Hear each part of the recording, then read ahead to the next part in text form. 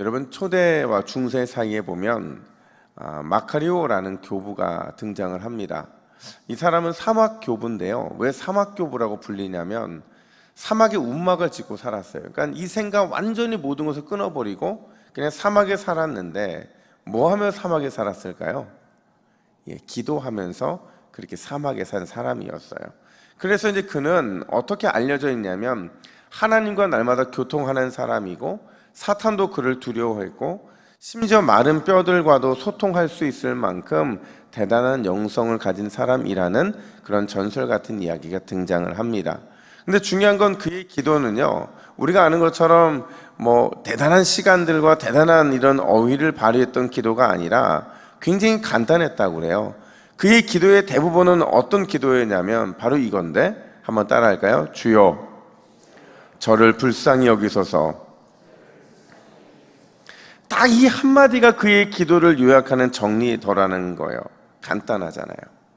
여러분, 기도는요, 하나님이 나를 불쌍히 여겨주시면 그것으로 이미 충분한 줄 믿으시기를 축복합니다.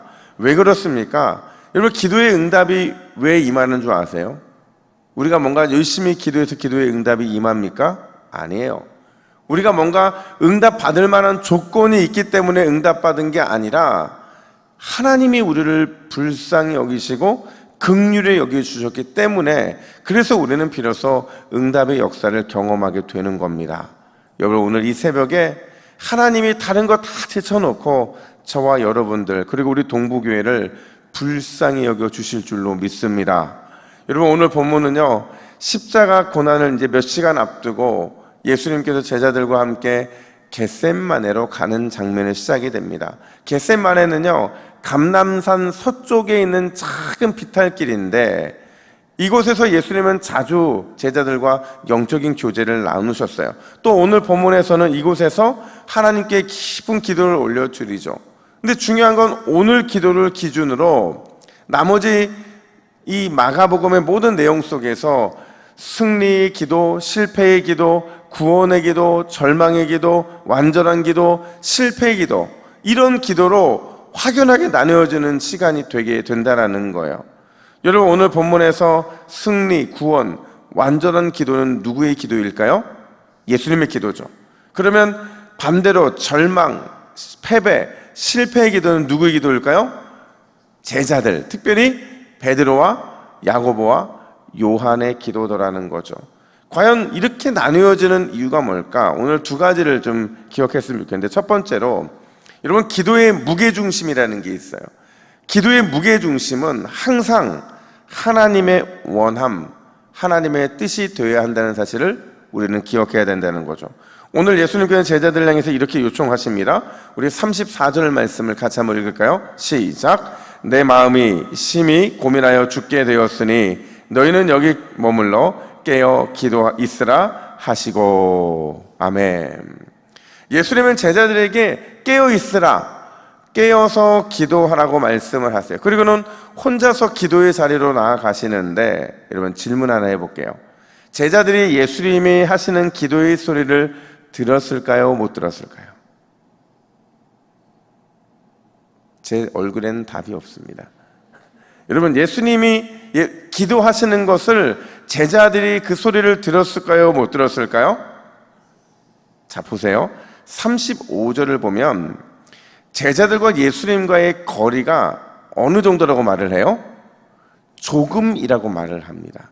만약에 못 들었다라는 전자에서 이 말씀을 썼다면 멀리라고 말했을 텐데, 이 조금이라는 것은요, 기도 소리, 기도의 태도를 듣고 느낄 만큼 충분한 거리였다는 거죠. 또 40절을 보면 재차 깨어 기도하라고 말씀하신 예수님, 그 말씀을 들은 후에 제자들이 어떤 모습으로 견뎠는지를 보여주는데 뭐라고 말하냐면 그들의 눈이 심히 피곤함이라. 여러분, 그냥 죄송합니다, 퍼즐로 잤으면, 그랬으면 그냥 이런 표현이 나왔을까요? 아니에요. 눈이 심히 피곤했다는 것은요, 어떤 자세를 말해주고 있는 거예요? 안 자려고. 예수님의 기도를 들으니까 이 분위기가 심상치 않은 거예요. 그러니까 안 자려고 몸부림치는 모습을 바로 눈이 심히 피곤함이라 이렇게 말하고 있는 거죠. 다시 질문이요. 여러분, 예수님의 기도 소리를 제자들이 들었습니까? 못 들었습니까?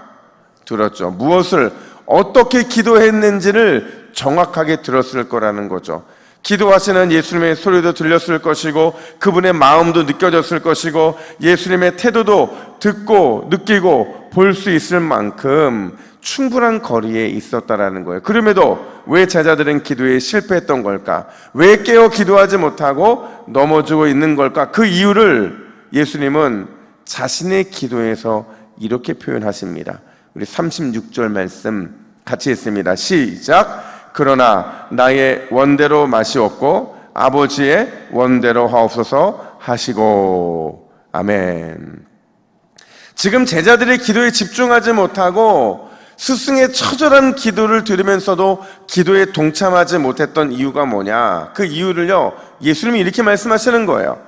하나님의 원함대로 기도하는 것이 아니라 자신의 원함으로 기도했기 때문이다. 바꿔 말하면 내 뜻과 내 계획과 내 생각과 내 마음으로 내 안에 가득 차 있었기 때문에 기도의 집중도, 기도의 열정도, 기도의 기쁨도 그들은 경험할 수 없었다라는 거죠.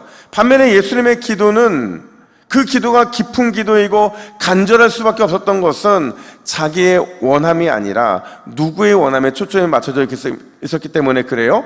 하나님의 원함에 초점을 맞춰져 있었기 때문에 그렇다는 거예요. 여러분, 그렇다면 오늘 이 새벽에 우리의 기도의 무게와 초점은 나의 원함이 아니라 하나님의 원함으로 옮겨지게 되는 귀한 새벽이 되시기를 예수님의 이름으로 축복합니다. 그래야 우리가 졸음도 이길 수 있고요. 그래야 영적인 치열한 싸움에서 목적이 분명해지고 그 목적 선점을 통해서 우리의 기도가 힘이 있을 수 있는 거예요. 물론 때로는 우리가 내 원함도 있을 수 있어요. 하지만 하나님 앞에서 주님, 내 원함도 중요하고 내 원함도 저에게는 간절한 기도의 제목이지만 그럼에도 주님의 원함을 구하겠습니다. 이 믿음으로 구할 때 하나님께서 오늘 저와 여러분의 기도에 응답해 주실 줄로 믿습니다. 뿐만 아니라 두 번째로 오늘 본문은요, 여러분, 기도의 성패는 하나님의 강함, 그 강함을 구하고 붙잡는 데 있다는 사실을 우리는 늘 기억을 해야 된다는 거죠. 여러분, 오늘 예수님께서는 기도에 실패하고 있는 제자들을 향해서 이렇게 결론을 내립니다. 38절 하반절 말씀, 우리가 잘 아는 말씀인데요, 함께 읽습니다. 시작. 마음에는 원이로되 육신이 약하도다 하시고. 자, 여러분, 너무나도 유명한 말씀인데 우리가 이 말씀을 언제 인용하는 줄 아세요? 예, 변명할 때. 그죠? 내가 실패하고 넘어지고 무너졌는데 이거를 핑계 대려고 할 때 늘 뭐라고 말을 해요? 나는 잘하려고 했는데 뭐가 약해서? 육신이 약해서 어쩔 수 없었다. 이런 핑계 댈 때 쓰는 말이에요. 근데 이 말씀은 여러분 절대 그런 의미가 아닙니다. 제자들이 기도에 실패했을 때 그 실패를 핑계 삼으라고 주신 말씀이 아니라 도리어 어떻게 성공할 수 있는지, 어떻게 참 기도자가 될 수 있는지, 그래서 어떤 기도의 위대한 사람이 될 수 있는지를 가르쳐 주시기 위해서 이 말씀을 주시고 계신 거예요. 그래서 이 말씀을 제대로 번역하면 어떤 말씀으로 의역할 수 있느냐? 나의 연약함을 주의 능력으로 이기기 위해 기도하라. 인간의 연약함을 주의 능력으로 이기기 위해 기도하라는 거죠. 여러분, 우리는 늘 약해요. 늘 넘어지기 쉬운 죄가 있는 사람들이죠. 그런 우리가 영적인 싸움에서 승리하는 방법은요, 이건 기도밖에 없다는 거예요. 왜냐하면 기도야말로 누구의 능력, 누구의 권세, 누구의 역사를 일으키는 최고의 무기이기 때문에 그래요? 하나님이죠. 하나님의 능력을 일으키는 최고의 무기는 기도이고요, 하나님의 권능을 경험하게 만드는 최고의 무기도 기도이고요, 하나님의 역사를 일으키는 최고의 무기도 기도라는 것이죠. 그 무기를 제대로 사용하려면 그 기도를 들으시고 응답하시는 그 하나님이 얼마나 크고 위대한지를 우리는 확신해야, 그래야만 최고의 무기를 최고의 무기답게 사용할 수 있는 겁니다. 그래서 기도의 성자라 불리는 E.M. 바운즈라는 목사님께서 기도의 능력이라는 책에서 이런 말씀을 하세요. 제가 이 말씀을 벌써 3번 혹은 4번째 인용을 하는 말씀인데 이건 아예 그냥 마음에 새기셔야 돼요. 뭐라고 말을 하냐면 사람은 프로그램을 찾지만 방법을 찾는다는 거예요. 그러나 하나님은 누구를 찾는데요? 사람. 어떤 사람이요? 성령이 쓰실 수 있는 사람, 다시 말하면 기도의 사람, 기도에 능한 사람을 찾으신다라는 사실이죠. 여러분, 기도는요 절대로 지름길이 없어요. 기도는요 특별한 방법이 없다라는 거예요. 하나님 앞에 꾸준히 열심히 기도로 나아가면, 그러면 기도를 들으시는 능력의 하나님을 만나게 되고 그 하나님과 동행하는 귀한 역사를 누리게 될 줄로 믿습니다.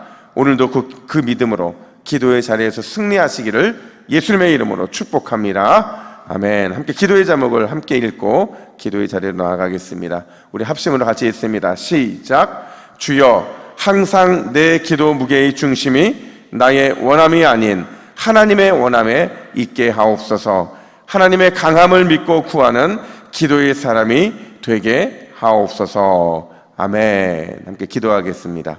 하나님 아버지, 오늘 이 새벽에 나의 중심이, 나의 마음의 무게중심이 나의 원함이 아니라 하나님의 원함에 있기를 원합니다. 무엇을 원하시는지, 무엇을 구하기를 기뻐하시는지 하나님의 마음에서 구하게 하시고, 그런 우리의 기도를 통하여 기도의 능력이 나타날 수 있도록 인도하여 주시옵소서. 감사드리며 예수님의 이름으로 기도하옵나이다. 아멘.